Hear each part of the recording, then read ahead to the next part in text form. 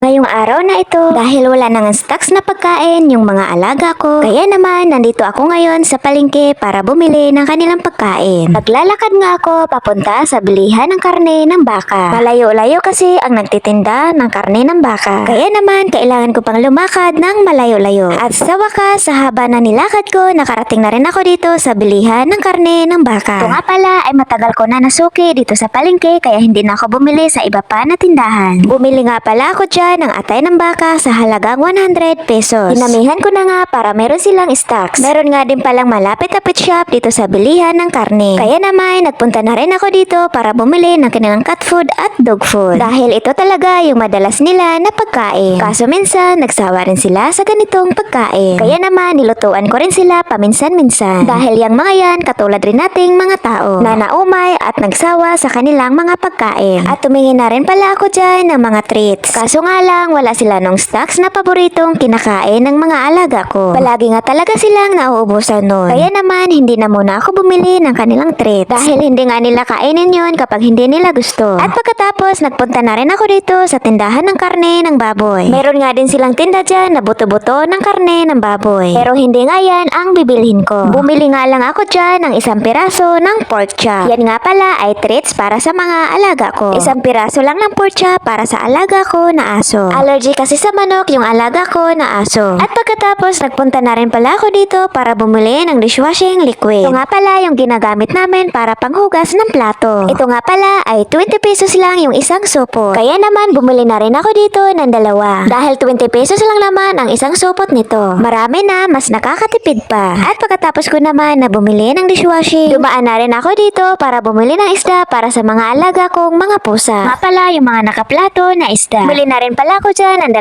plato na isda sa halagang 50 pesos. Sariwa pa nga ang mga yan kapag mga ganitong maaga pa. Marami na nga yung 2 plato na isda na binili ko. Kaya naman matagal na ulam na rin yan para sa mga alaga ko na pusa. Dahil nagsawa rin sila sa pagkain nila na cat food. Kaya naman nilutuan ko rin talaga sila ng sarili nilang pagkain. At ayun na nga yung napili ko na 2 plato ng isda sa halagang 50 pesos. At dahil tapos na nga ako na bumili ng mga pagkain nila, naglalakad na rin ako para pauwi na. Dahil naghihintay na yung mga alaga ko. Thank you so much guys for watching!